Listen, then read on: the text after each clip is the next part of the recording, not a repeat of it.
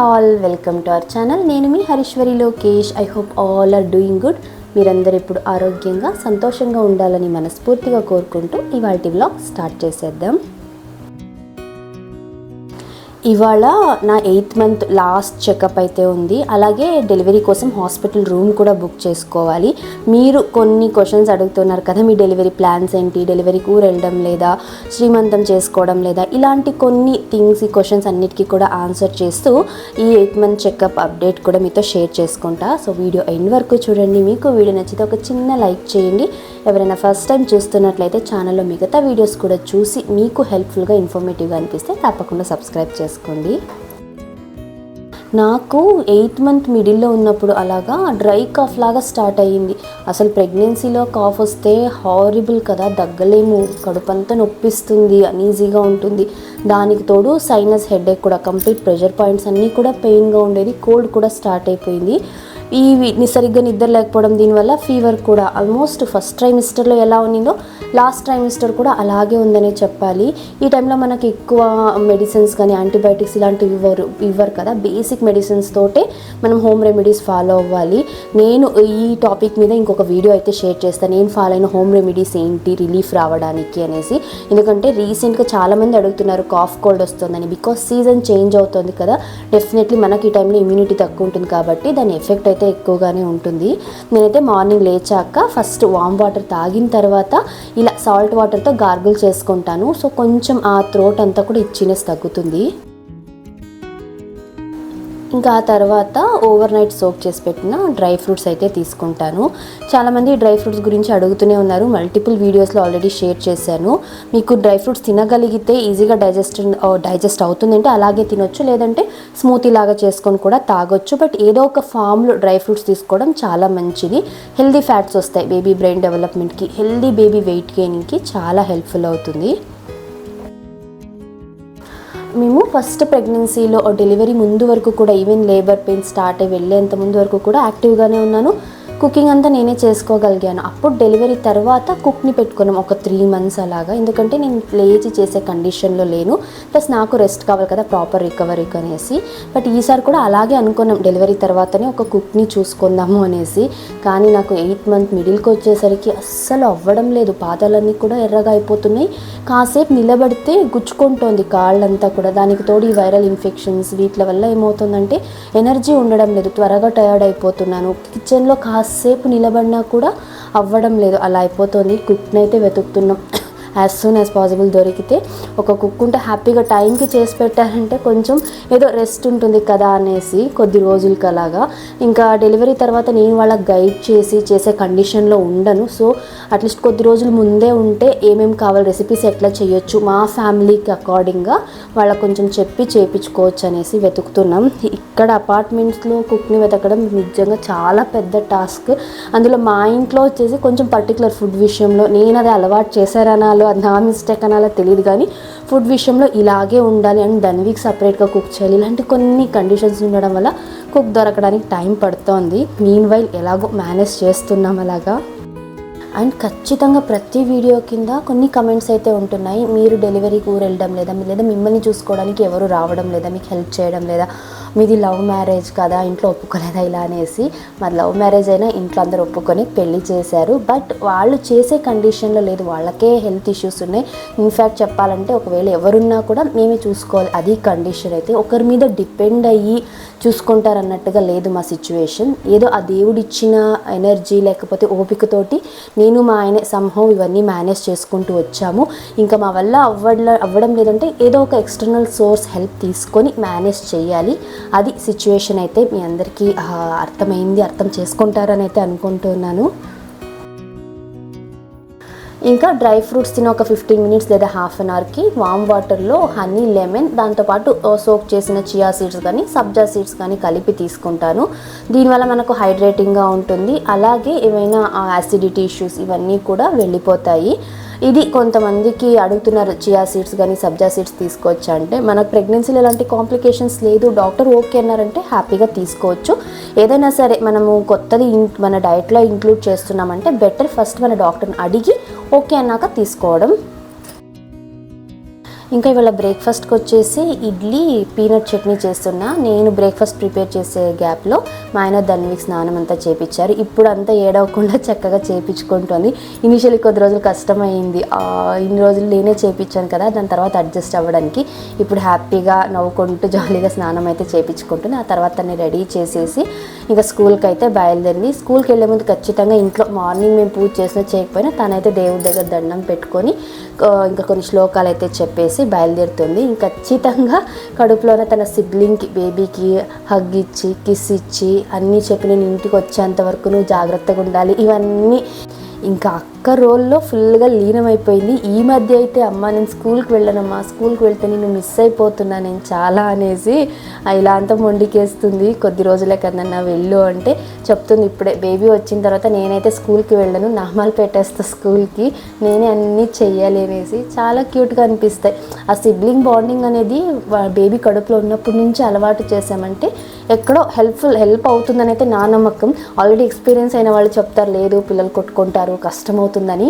నేను ఎక్స్పీరియన్స్ చేస్తే కానీ ఏది నమ్మను, ఎందుకంటే మా way of parenting is completely different. మేము ఏది నమ్ముతామో అదే జరుగుతుందని అయితే మా నమ్మకం. లెట్స్ సీ ఎలా ఉంటుందో, ఆ ఎక్స్పీరియన్స్ కూడా మీతో షేర్ చేస్తాను. ప్రస్తుతానికైతే బేబీ కడుపులో ఉన్న బేబీకి ధన్వికి బాండింగ్ చాలా బాగుంది. ఇది ఇలాగే కంటిన్యూ అవుతుంది వచ్చిన తర్వాతనే నమ్మకం అయితే ఉంది.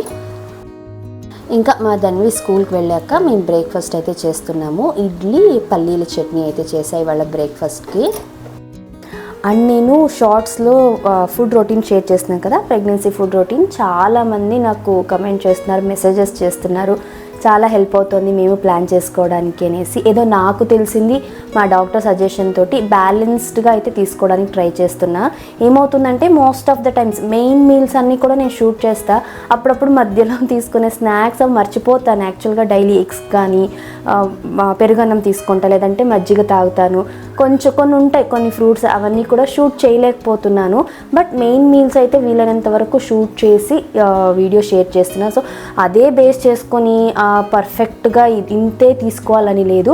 మన డాక్టర్ మన బాడీ బిఎంఐకి, మన బాడీ మాస్ ఇండెక్స్ ఉంటుంది కదా, దానికి అకార్డింగ్గా ఫుడ్ డయట్ అయితే సజెస్ట్ చేస్తారు, ఏం తీసుకోవాలి ఏంటి.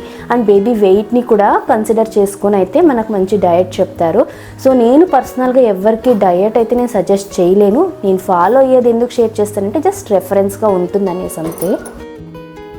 నేను బ్రేక్ఫాస్ట్ అయ్యాక ఒక 15 to 20 minutes లేదా హాఫ్ అన్ అవర్ వరకు లాన్లో వాక్ చేస్తాను.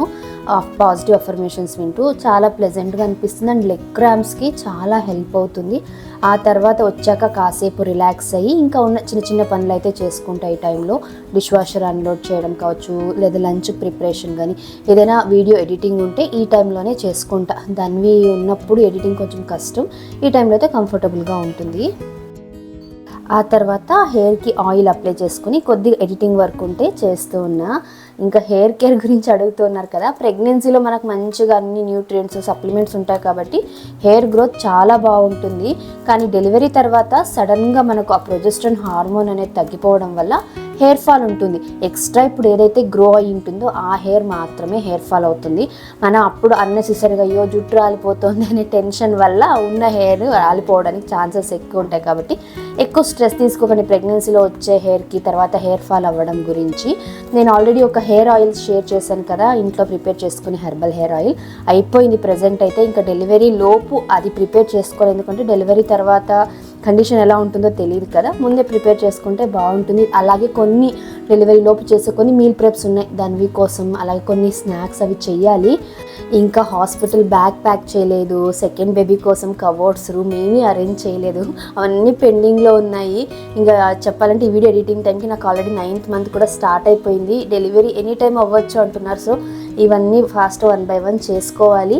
కుదిరితే అవన్నీ డెలివరీ లోపే వీడియో షేర్ చేయడానికి ట్రై చేస్తాను. ఒకవేళ కుదరలేదంటే ఆ తర్వాత అయినా సరే 1 by 1 షేర్ చేస్తాను. ఆ తర్వాత నన్ను ఎక్కువ అడిగే క్వశ్చన్ వచ్చేసి, మీరు డెలివరీకి వెళ్ళడం లేదా ఊరికి, ఇక్కడే ఉంటున్నారా ఏంటి అనేసి.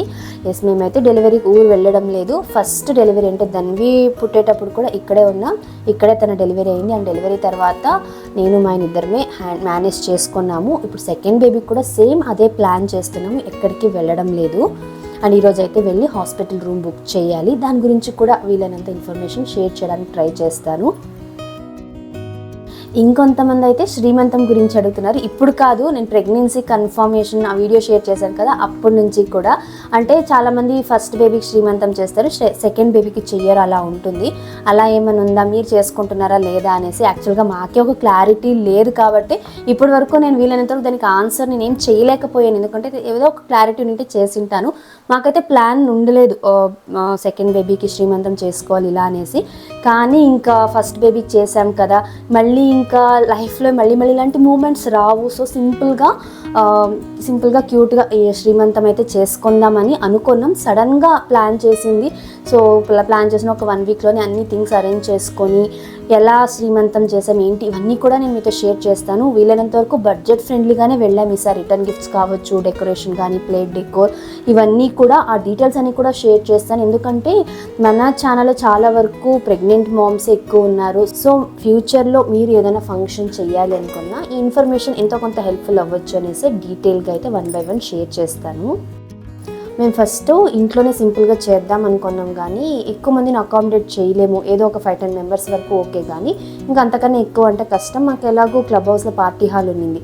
సరే ఇక్కడైతే చేద్దామని బ్యాక్ డ్రాప్ వాళ్ళకి డెకరేషన్కి అంతా కూడా మాట్లాడున్నాం. వాళ్ళు ఇవాళ వచ్చారు సైట్ విజిట్ కోసం. సో అంత ప్లేస్ అంతా మెజర్మెంట్ చేసుకొని మాకు ఏ టైప్ డిజైన్ కావాలి, ఎంతలో కావాలి, బడ్జెట్ అంతా కూడా డిస్కస్ చేసి వాళ్ళ దగ్గర ఉన్న ఏమేమి ఉన్నాయి డిజైన్స్ అన్నీ కూడా చూపించి ఫైనలైజ్ అయితే చేసుకొని వెళ్ళారు. సో డైరెక్ట్గా ఫంక్షన్ రోజు అర్లీ మార్నింగ్ వచ్చేసి వాళ్ళు ఇంకా వాళ్ళ పని వాళ్ళు చేసేసుకుంటారు.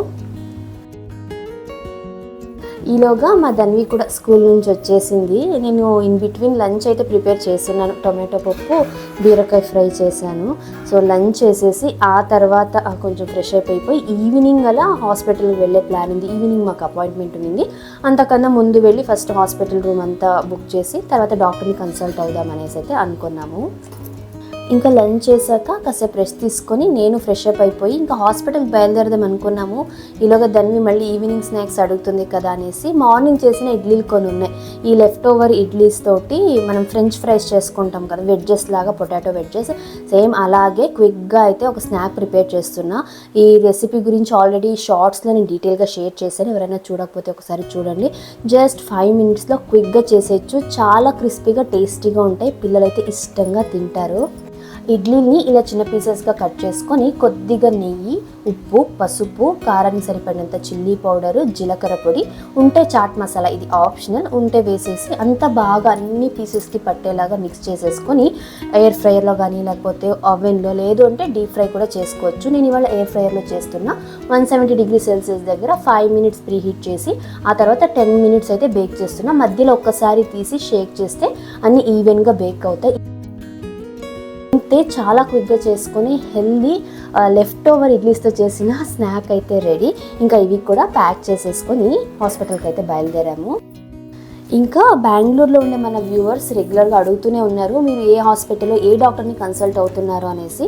మేమైతే Cloud9 హాస్పిటల్స్ డాక్టర్ కే సుష్మితని కన్సల్ట్ అవుతున్నాం. మా ఫస్ట్ డెలివరీ అంటే మా ధన్వి ప్రెగ్నెన్సీ అప్పటి నుంచి సేమ్ డాక్టర్ దగ్గరికే వెళ్తున్నాం. ఇలాంటి గైనిక్ రిలేటెడ్ ఇష్యూస్ ఉన్నా కూడా ఆవిడ దగ్గరే వెళ్తాము. చాలా ఓపిక్గా మనం చెప్పేది వింటారు అండ్ వీళ్ళనంత న్యాచురల్గానే సజెస్ట్ చేస్తారు. అన్నెసెసరీ పౌడర్స్ కానీ లేకపోతే అన్నెసెసరీ మెడిసిన్స్ అయితే సజెస్ట్ చేయరు. ఇంకొకటి, మనల్ని ఎక్కువ ప్యానిక్ చేయరు. వీళ్ళనంతా కాన్ఫిడెన్స్ ఇస్తూనే వస్తారు. మీరు చూసుకుంటే నా ప్రెగ్నెన్సీ జర్నీలో ఎలాంటి ప్రోటీన్ పౌడర్స్ కానీ లేకపోతే మెడిసిన్స్ ఎక్కువగా ఇవ్వడం ఇలాంటివి ఏవీ చేయలేదు. ఎంత బేసిక్గా వెళితే అంత బేసిక్గానే వెళ్తారు. సో ఎవరైనా కావాలి డాక్టర్ని ఇంకా సెర్చ్ చేస్తున్నారంటే నేనైతే డాక్టర్ కే సుష్మితని హైలీ రికమెండ్ చేస్తాను. మళ్ళీ ఇదేదో ప్రమోషన్ అనుకోలేరు, మీరు అడుగుతున్నారు కాబట్టే చెప్తున్నాను అంతే. ఇది 8th monthలో లాస్ట్ చెకప్. ఇంకా 9th month నుంచి ఆల్మోస్ట్ ఎవ్రీ 1 week అలా కన్సల్ట్ అవ్వాల్సి ఉంటుంది. ఇంకా డాక్టర్ అంతా చెక్ చేసిన తర్వాత బేబీ గ్రోత్ అంతా బాగుంది, అమ్నియోటిక్ ఫ్లూయిడ్ లెవెల్స్ అన్నీ కూడా బాగున్నాయి. బేబీ ఆల్రెడీ సెఫాలిక్ పొజిషన్కి వచ్చింది కదా, సో ఎక్సర్సైజెస్ ఏవైతే చెప్పారో అవి కంటిన్యూ చేయమన్నారు. ఇంకా మెడిసిన్స్లో అయితే నాకు ఓన్లీ కాల్షియం, ఐరన్ మాత్రం తీసుకోమన్నారు. ఎకోస్ప్రిన్ ఇచ్చేవాళ్ళు కదా, అది ఇంకా చాలు, స్టాప్ చేసేయమన్నారు. ఇది అప్డేట్ అయితే. మాకు బాగా షాకింగ్ అనిపించింది ఈసారి డెలివరీ ఛార్జెస్ చూసినప్పుడే. లాస్ట్ టైం ధన్వి ప్రెగ్నెన్సీ అప్పుడు 32 weeks అప్పుడు బుక్ చేసుకున్నాం రూమ్ అంతా. ఈసారి ఏమంటే ఇంకా 2-3 months ముందే బుక్ చేసుకొని ఉంటే బాగుండు, ఆల్రెడీ బుకింగ్ అయిపోయాయి అనేసి. ఎందుకంటే ఒకవేళ ఎమర్జెన్సీగా ఏమైనా పెయిన్ వచ్చి, లేబర్ పెయిన్ వచ్చి అడ్మిట్ అవ్వాలంటే రూమ్స్ అవైలబుల్గా ఉండవనేసి. సో ఆల్రెడీ మీరు లేట్ అన్నట్టుగానే అన్నారు. కాకపోతే అప్పటికి ఇప్పటికీ చాలా డెలివరీ ఛార్జెస్ అయితే పెరిగాయి. అప్పుడంతా నార్మల్ డెలివరీకి సి సెషన్కి 1,10,000 1,20,000 అలా ఉంది. ఇప్పుడు స్టార్ట్ అవ్వడమే 150-160 అలా స్టార్ట్ అవుతోంది. ప్లస్ ఇన్సూరెన్స్ ఉండే వాళ్ళకి ఒక అమౌంట్, అలాగే క్యాష్ పే చేసే వాళ్ళకి ఒకలాగా వాళ్ళు ప్రైజెస్ అయితే పెట్టుకొని ఉన్నారు. ఎలా ఉందంటే ఏదైనా ట్రిప్ వెళ్ళేటప్పుడు ట్రావెల్ ప్యాకేజెస్ తీసుకుంటామే అలా అనిపించింది. సేమ్ ఈ రూమ్కి ఇంత, దీనికి ఇంత అవుతుంది అనేసి. దాంతోపాటు మనకు డెలివరీ ప్యాకేజ్ తీసుకోవడంతో పాటు డెలివరీ తర్వాత మదర్కి కానీ బేబీకి కానీ ఎక్స్ట్రా మెడికల్ కొన్ని ఛార్జెస్ ఉంటాయి కదా, అవే అరౌండ్ 40,000-50,000 వరకు ఉన్నాయి. చూసుకుంటే ఇప్పుడు ఉన్న కండిషన్లో సిటీలో డెలివరీ అవ్వాలంటే మినిమం 2 lakhs అయితే ఉంటేనే డెలివరీ అవుతుందన్న కండిషన్ అయితే వచ్చేసింది. ఇంకా డెలివరీ రూమ్ అంతా కూడా చూసేసుకొని అడ్వాన్స్ అమౌంట్ ఎంతో పే చేయాల్సి ఉంటుంది. ఆ పే చేసేసి ఆ రూమ్ అయితే బుక్ చేసుకొని వచ్చేసాము. ఇంకా నెక్స్ట్ ఎప్పుడు లేబర్ పెయిన్ వచ్చినా కూడా ఏ టైంలో అయినా కానీ వెళ్ళి అడ్మిట్ అయిపోవచ్చు. మీకు ఇంకా దీని గురించి ఏమైనా ఇన్ఫర్మేషన్ కావాలంటే కమెంట్ చేయండి, అప్కమింగ్ వ్లాగ్స్లో షేర్ చేస్తాను. సో ఇది ఇవాల్టి వ్లాగ్ అయితే మీ అందరికీ నచ్చింది అనుకుంటున్నాను. వీడియో నచ్చితే ఒక చిన్న లైక్ చేసి, ఎవరైనా కొత్త వాళ్ళైతే తప్పకుండా ఛానల్ని సబ్స్క్రైబ్ చేసుకోండి. కలుద్దాం మరొక యూస్ఫుల్ అండ్ ఇన్ఫర్మేటివ్ వీడియోతో. Thank you for watching. Have a nice day. Bye.